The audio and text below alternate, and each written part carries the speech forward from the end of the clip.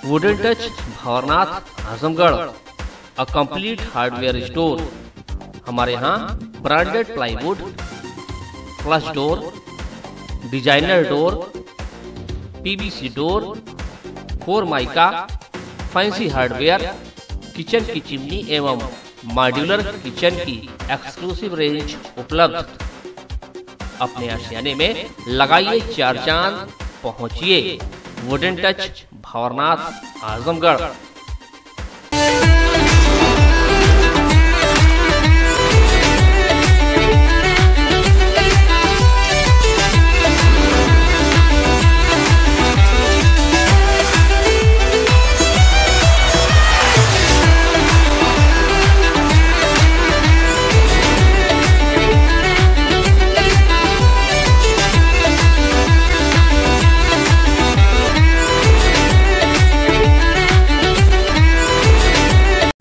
नमस्कार, ABC channel में आपका स्वागत है। मैं हूं सचिन श्रीवास्तव और आप मेरे साथ देखेंगे आजमगढ़ से जुड़ी खबरें। सबसे पहले और सबसे विश्वसनीय खबरों के लिए आप हमारे Facebook page ABC channel Azamgarh को लाइक और हमारे YouTube channel ABC channel Azamgarh को सब्सक्राइब कर सकते हैं।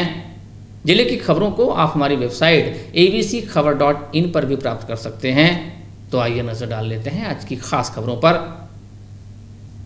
आजमगढ़ के सगड़ी तहसील अंतर्गत जोकहरा गांव के समीप से होकर गुजरने वाली छोटी सरयू नदी पर बने रिंग बांध में बीती आधी रात को दरार आ गई और इसके बाद कई मीटर बांध का हिस्सा कट गया।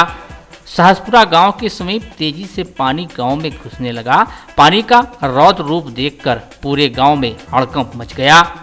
रात में ही प्रशासन को सूचना दी गई, लेकिन कोई फौरी सहायता नहीं मिल पाई। ग्रामीणों ने अपने स्तर से ही रात में बांध बनाने के लिए जी तोड़ प्रयास करना शुरू कर दिया। बांध टूटने की सूचना मिलने के घंटों बाद सुबह करीब 7 बजे एसडीएम मौके पर पहुंचे। ग्रामीणों के सहयोग से बांध को बांधने की कवायद जारी थी। सगड़ी तहसील क्षेत्र में बहने वाली घाघरा नदी का छोटा रिंग बांध टूटने से जहां सैकड़ों एकड़ फसल बर्बाद हो गई, वहीं जल्द ही मरम्मत अगर नहीं की गई तो 1 दर्जन गांव जलमग्न हो जाएंगे।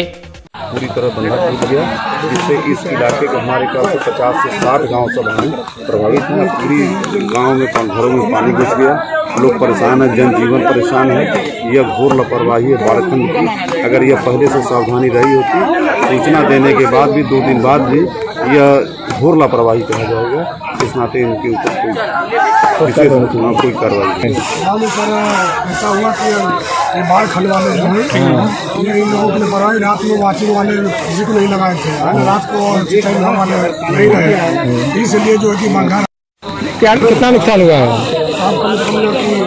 कई गाँव जो है इससे प्रभावित है। कितने गांव प्रभावित होंगे? कम से कम 10-15 गाँव ग्राम पंचायत जो है प्रभावित है।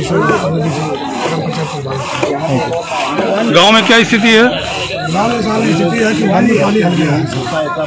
सारे लोगों का नुकसान बहुत काफी हो गया। सारे लोग पलायन कर रहे हैं? जी सर, पलायन हो रहा है। जी पलायन हो रहा है। रिंग बांध टूटने की सूचना मिलते ही प्रशासनिक हमले में हड़कंप मच गया। आयुक्त आजमगढ़ मंडल विजय विश्वास पंत, जिलाधिकारी राजेश कुमार व एसपी त्रिवेणी सिंह मौके पर पहुंचकर टूटे हुए जोकहरा बांध का निरीक्षण किया। इस दौरान जिलाधिकारी ने बताया कि मरम्मत कार्य चल रहा है। आज शाम तक मरम्मत का कार्य पूरा कर लिया जाएगा। जिलाधिकारी ने बताया कि टेकनपुर ग्राम पंचायत के 2 ग्राम की आबादी प्रभावित होने की आशंका है। उनके लिए ग्रामीणों को लाने के लिए नाव की व्यवस्था कर दी गई है। इसी के साथ ही आश्रय स्थल पर ग्रामीणों के लिए पूरी व्यवस्था की गई है। जिलाधिकारी ने बताया कि 12 से 13 ग्रामों के फसल नुकसान हो सकता है। उन ग्रामों की फसलों की क्षति का आकलन करने के लिए संबंधित अधिकारी को निर्देश दिए गए हैं। डीएम ने उप जिलाधिकारी सगड़ी को निर्देश दिया कि जोकहरा बांध टूटने से अब तक कितने गांव प्रभावित हैं एवं कितने ग्रामों में अभी पानी नहीं पहुंचा है, उसका आकलन कर लें। छोटी सरजू नदी पे बना हुआ है, जो कि घाघरा नदी की एक सहायक नदी है। तो घाघरा नदी में मिलने से जस्ट पहले टेकनपुर गांव में करीब 500 मीटर पहले एक जगह जो बंदा है, जोकरा बंदा कहते हैं उसको, उसमें 20-25 मीटर का ब्रीच हुआ है, जिसकी वजह से पानी काफ़ी तेज़ी से गांव की तरफ बढ़ रहा है। तो उसमें राहत कार्य शुरू कर दिए गए हैं। यहाँ पे हम स्वयं हैं, पुलिस अधीक्षक साहब हैं, तमाम राजस्व और अन्य विभागों के लोग हैं और राहत कार्य शुरू कर दिया है और साथ में बंधे को मरम्मत करने का कार्य भी चालू है, जिसको हम शायद हमारी पूरी कोशिश है, इनफैक्ट हम लोग उसको आज शाम तक देंगे। इस तरह से हम कार्य शुरू कराया है। इसमें समस्त विभागों की मदद ली। पुर जो ग्राम पंचायत है उसके 2 गांव की आबादी से प्रभावित होने की आशंका है, तो उनके लिए नाव वगैरह लगा दी गई है और साथ में आश्रय स्थल पे सारी व्यवस्था कर दी गई है। और बाकी 12-13 जो गांव जिनमें फसलों को नुकसान हो सकता है उनका भी आकलन किया जा रहा है। तो जल्दी हम इसकी मरम्मत कर लेंगे और इसको वापस रिस्टोर आज शाम तक हम कर लेंगे।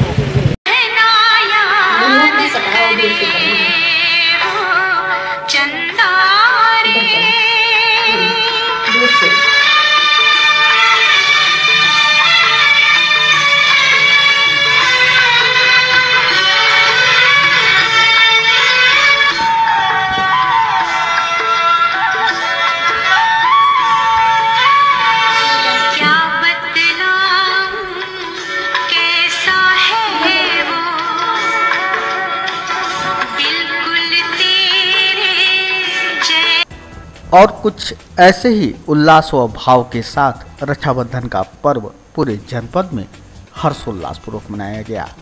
कहना न होगा कि हिंदू समाज में भाई बहन के अमर प्रेम के जो 2 त्यौहार आते हैं, उनमें एक भाई दूज के अलावा दूसरे रक्षाबंधन के पर्व को पूरी जनपद में धूम रही है।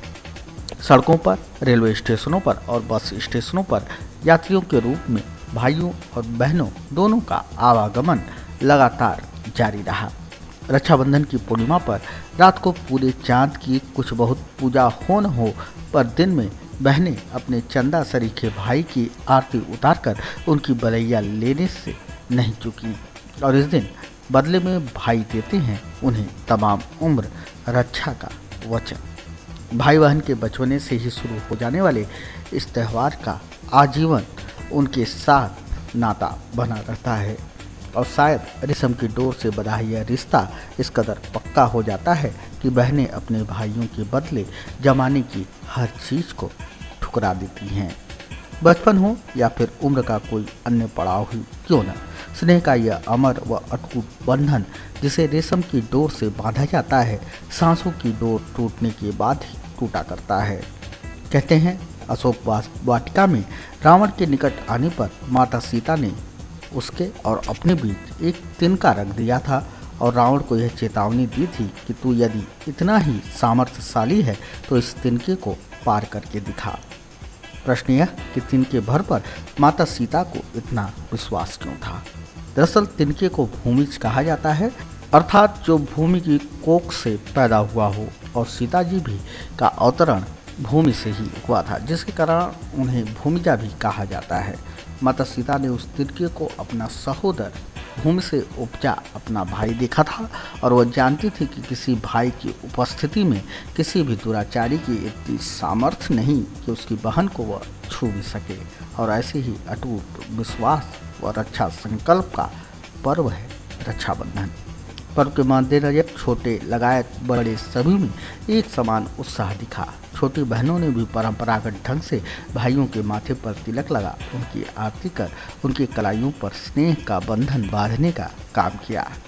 गौरतलब है कि प्रेम व स्नेह की अनुभूति का यह पर्व सदियों से भारतवर्ष में मनाया जाता रहा है। वेद उपनिषदों में इस बात का उल्लेख मिलता है कि इंद्राणी ने देवाधिपति इंद्र को राखी बांधी थी।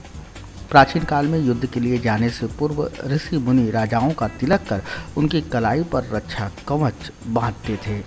भगवान कृष्ण ने भी इसी बंधन से ऋणी होकर चीरहरण के समय द्रौपदी की लाज बचाई थी।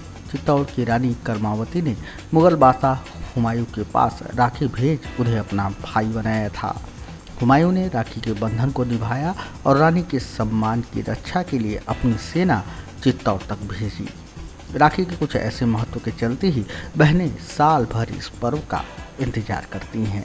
हालांकि इस बार विशेष बात यह भी रही कि राखी पर सावन के अंतिम सोमवार के होने के चलते तमाम बहनें व्रत रहीं और भाइयों का आतिथ्य फलाहार से ही उन्होंने स्वीकार किया। आज रक्षाबंधन का त्यौहार है। हम सभी बहनें अपने भाइयों को राखी बांधते हैं भाई लोग हमको गिफ्ट देते हैं। हम लोग उनको मिठाई खिलाते हैं, तिलक लगाते हैं, आरती उतारते हैं, अच्छे अच्छे पकवान खिलाते हैं। कब से इंतजार करते हैं इस त्योहार का? हम लोग साल भर से इस त्योहार का इंतजार करते हैं। गिफ्ट मिलता है आप लोगों को? हम लोग को गिफ्ट मिलता है। त्योहार ऐसा लगता है? ये त्योहार बहुत अच्छा लगता है।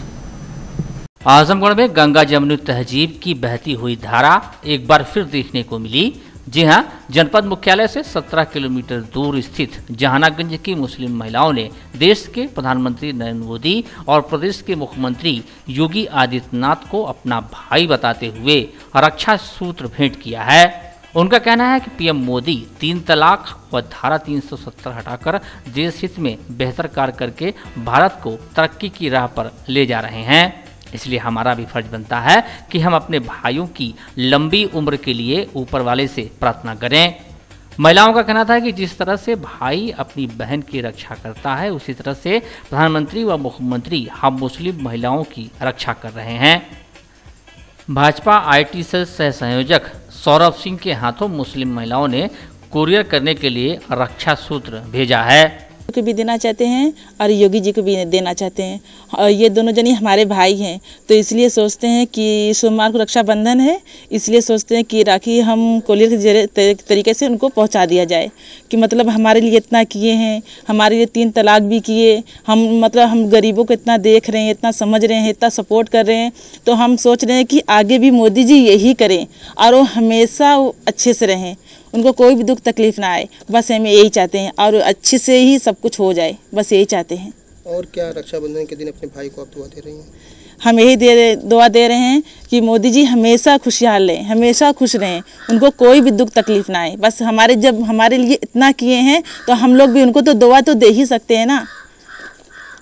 रहे कि मेरा भाई जो है सुखी से रहें और सुख कामना करें, और बढ़िया से जो काम कर रहे हैं बहुत अच्छा हम लोग के लिए कर रहे हैं, और आगे इससे भी अच्छा करें। कौन है आपका भाई और क्या कर रहा है आप लोगों को? मेरे भाई जो हैं मोदी सर हैं और योगी सर हैं, दोनों जनी हैं। तो क्या किया आपने? हमारे लिए 3 तलाक भी किए, और जो है बहुत कुछ किए, हम क्या क्या बताएं, बहुत अच्छा किए हैं। तो क्या चाहती हैं आगे आपका? आगे हम चाहते हैं कि इससे अच्छा भी हो। अब मैं अपने भाई के लिए ये चाहता हूँ कि मेरा भाई जो है अच्छा से रहें, उनको अल्लाह बहुत तौफीक दें, वो अच्छा से रहें और अच्छा से काम करें।